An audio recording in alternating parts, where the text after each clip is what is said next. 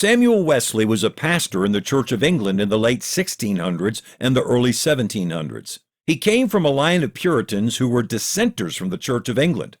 But as a result of much study, Samuel came to the decision, as a matter of conscience, to conform to the Church of England. Samuel and his wife Susanna each held strong religious and political beliefs, and they often found themselves in heated disagreement with each other. Susanna told one of her children, "'Tis an unhappiness almost peculiar to our family that your father and I seldom think alike." In the very beginning of the 1700s, Samuel and Susanna had 6 surviving children, a boy, Samuel, and 5 daughters. It was then that Samuel and Susanna faced one of the most intense disagreements of their marriage. In a political conflict involving King William III, Samuel was loyal to the king, while Susanna was sympathetic to his opposition. Each night in their family prayers, Samuel would end his prayer with, "Bless our sovereign Lord, King William." And Susanna would follow that request with, "Amen." But one evening, after hearing from a neighbor that one of King William's opponents had died in exile, Susanna was so angry that when Samuel prayed, "Bless our sovereign Lord, King William," Susanna refused to say her customary amen. Her silence infuriated Samuel, and after Susanna had put their children to bed, he confronted his wife about her refusal to amen his blessing. When Susanna's response didn't satisfy Samuel, he knelt down and vowed on the lives of his children that he would never touch Susanna again until she pleaded for God's pardon and for Samuel's for not amening the blessing of the king. Samuel immediately moved to a different bedroom, and for a short time he even moved to another town. It appeared that they indeed would have no more children. But when their house caught fire and nearly burned down, Samuel's affection for his family brought him to his senses. In August of 1702, Samuel and Susanna began to share the same bedroom again, and in June of 1703, their son John was born, followed later by other children, including their son Charles.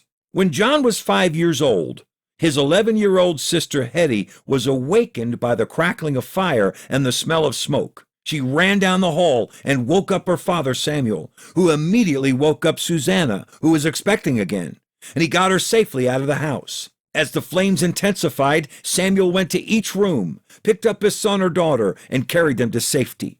When he thought every member of his family was safely out of the house, he quickly did a head count and realized that someone was missing: 5-year-old John. Samuel ran back into the burning house, and he tried to make one more trip up the steps to John's room, but the stairs were engulfed in flames and wouldn't bear his weight. Samuel knelt weeping at the bottom of the stairs, and he committed the soul of his son John to the Lord. Then he went and joined his family. But while Samuel had been saving the lives of the rest of his family members, young John had awakened alone in his room. He opened his bedroom door and saw the hallway filled with flames. So he ran over to the window. He climbed on a dresser. He opened the window, and he stood on the windowsill, looking down at the neighbors below, who were working to put the fire out.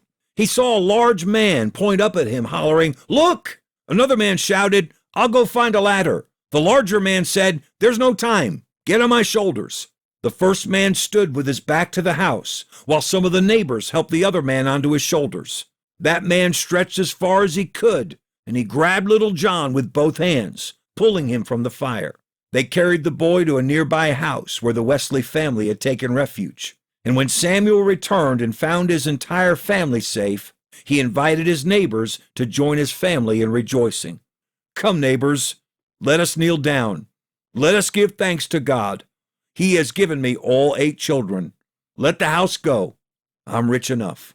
The preacher, John Wesley, would tell that story many times throughout his life, quoting Zechariah 3:2, "Is not this a brand plucked out of the fire?"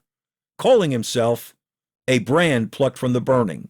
Though those neighbors were surely pleased to have helped save the lives of some precious children, they could not have imagined how great a contribution they had made to the cause of Christ that night. John and Charles Wesley grew up to form one of the greatest evangelistic duos that the gospel ministry has ever known. John with his preaching, and Charles with his songwriting. They led a movement within the Church of England that came to be known as Methodism. John is called the father of the Methodist Church. In his lifetime, John Wesley traveled 250,000 miles on horseback, preached over 40,000 sermons, and wrote more than 400 publications.